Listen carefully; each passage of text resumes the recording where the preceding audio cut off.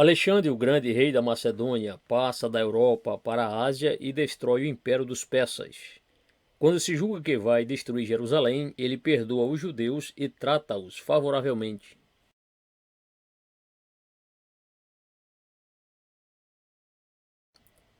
Nesse mesmo tempo, Filipe, rei da Macedônia, foi morto à traição na cidade de Egéia por Pausânias, filho de Seraste, que era da família dos Orestes.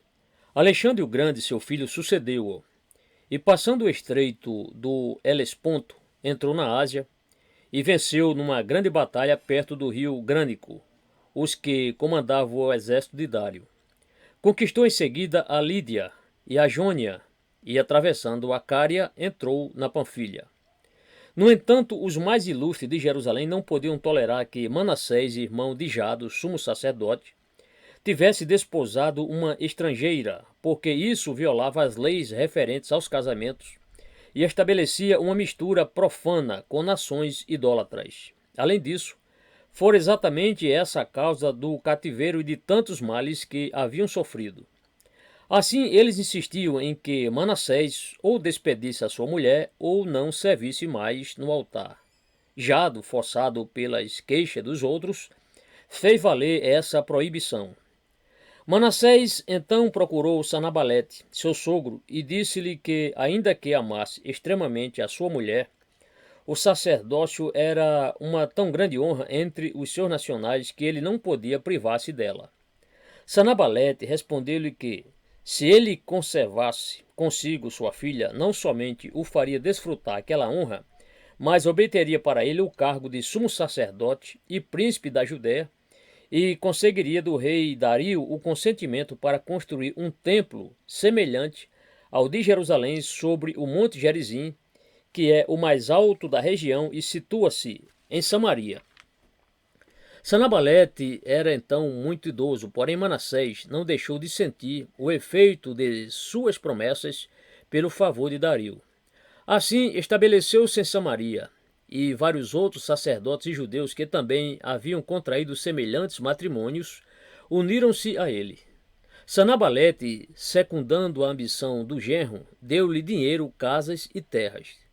Tudo isso veio causar grande agitação em Jerusalém. Dario, tendo sabido da vitória obtida por Alexandre sobre os seus generais, reuniu todas as suas forças para marchar contra ele antes que ele se tornasse senhor de toda a Ásia. Depois de passar o Eufrates e o Monte Tauro, que está na Cilícia, resolveu dar-lhe combate.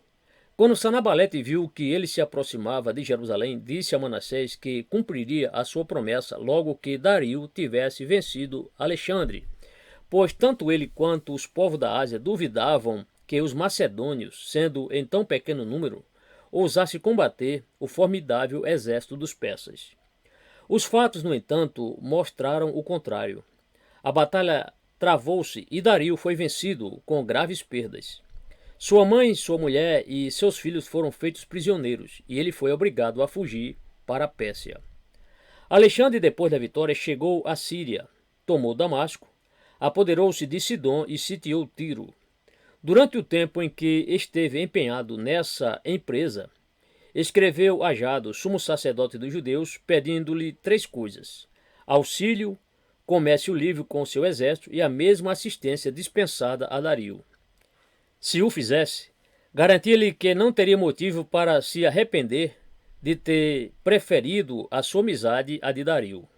O sumo sacerdote respondeu que os judeus haviam prometido com juramento a Dario jamais tomar armas contra ele, e por isso não podiam fazê-lo enquanto ele vivesse. Alexandre ficou tão irritado com essa resposta que mandou dizer-lhe que, logo que tivesse tomado Tiro, marcharia contra ele com todo o seu exército para ensinar a ele e aos demais a quem se devia guardar um juramento. Em seguida atacou Tiro com tanta força que dela se apoderou. E depois de haver regularizado todas as coisas, foi situar Gaza, onde Baemes governava em nome do rei da Pérsia. Voltemos, porém, a Sanabalete. Enquanto Alexandre ainda estava ocupado no cerco de Tiro, ele julgou que o tempo era próprio para realizar o seu intento.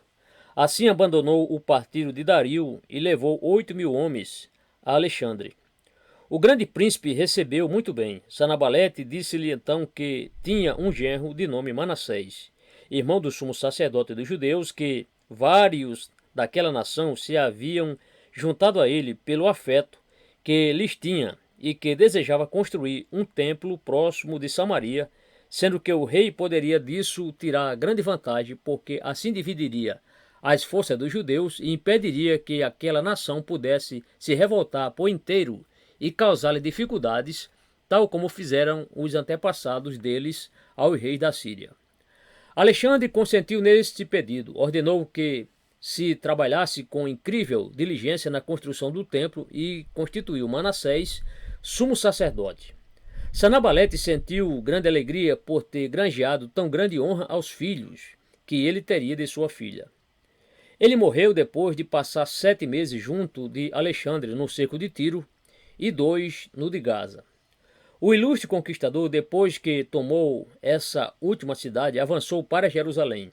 E o sumo sacerdote Jado, que bem conhecia a sua cólera contra ele, vendo-se com todo o povo em tão grave perigo, recorreu a Deus, ordenou orações públicas para implorar o seu auxílio e ofereceu-lhe sacrifícios. Deus apareceu-lhe em sonhos. Na noite seguinte, disse-lhe que espalhasse flores pela cidade, mandasse abrir todas as portas e fosse ao encontro de Alexandre, revestido de suas vestes sacerdotais, acompanhados pelos demais, que deveriam estar vestidos de branco, sem nada temer do soberano, porque ele os protegeria. Jado comunicou com grande alegria a todo o povo a revelação que tivera, e todos se prepararam para esperar a vinda do rei. Quando se soube que ele já estava perto, o sumo sacerdote, acompanhado pelos outros sacerdotes e por todo o povo, foi ao seu encontro, com essa pompa tão santa e tão diferente da de outras nações, até o lugar denominado Safa, que em grego significa mirante, porque de lá se pode ver a cidade de Jerusalém e o templo. Os fenícios e os caldeus que integravam o exército de Alexandre não duvidavam de ele, na cólera em que se achava contra os judeus, lhes permitiria saquear Jerusalém e daria um castigo exemplar ao sumo sacerdote.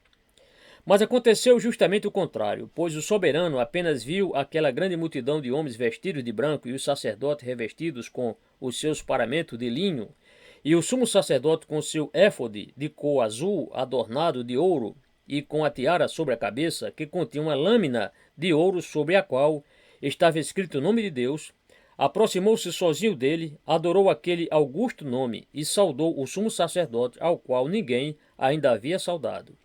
Então os judeus reuniram-se em redor de Alexandre e elevaram a voz para desejar-lhe toda sorte de felicidade e de prosperidade. Porém o rei da Síria e os grandes que o acompanhavam ficaram tão espantados que julgaram que ele havia perdido o juízo.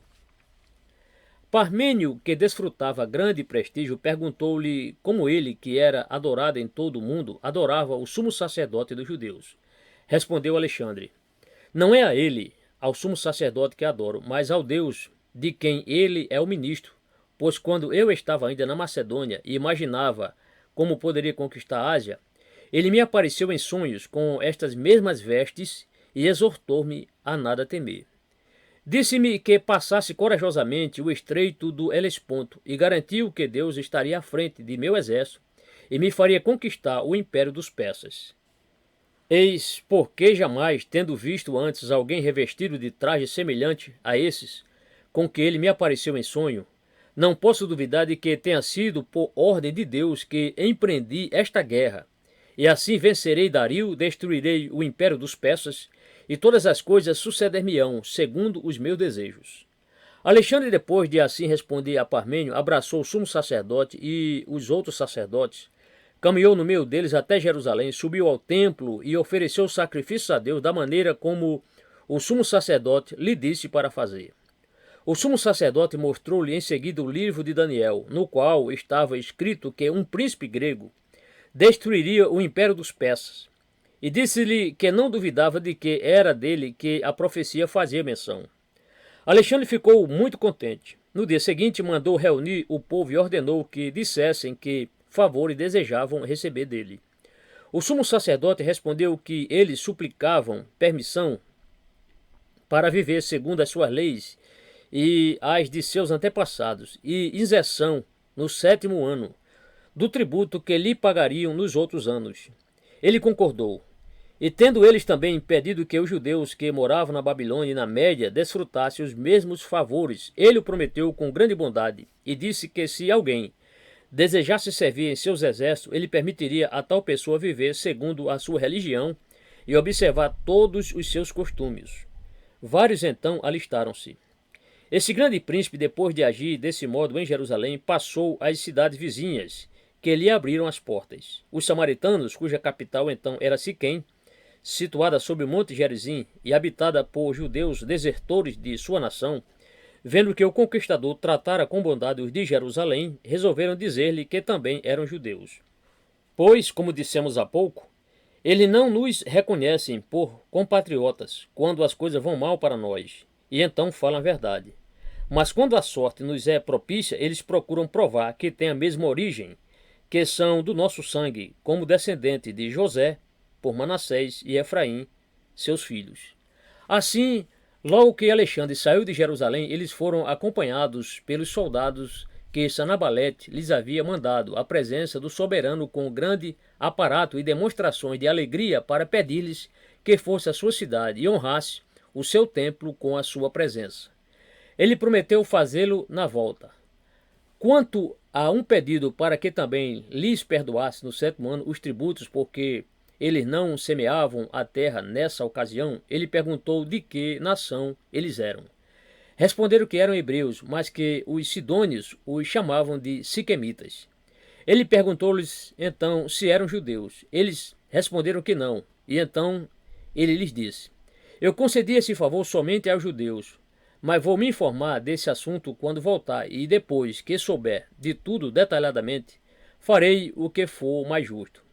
Depois de assim lhes falar, despediu-os, mas ordenou às tropas de Sanabalete que o seguissem ao Egito, onde lhes daria terras, o que ele fez logo em seguida, e os aquartelou como guarnições da Tebaída. Depois da morte de Alexandre, o império foi dividido entre os seus sucessores, e o templo construído no Monte Gerizim permaneceu em seu primitivo estado.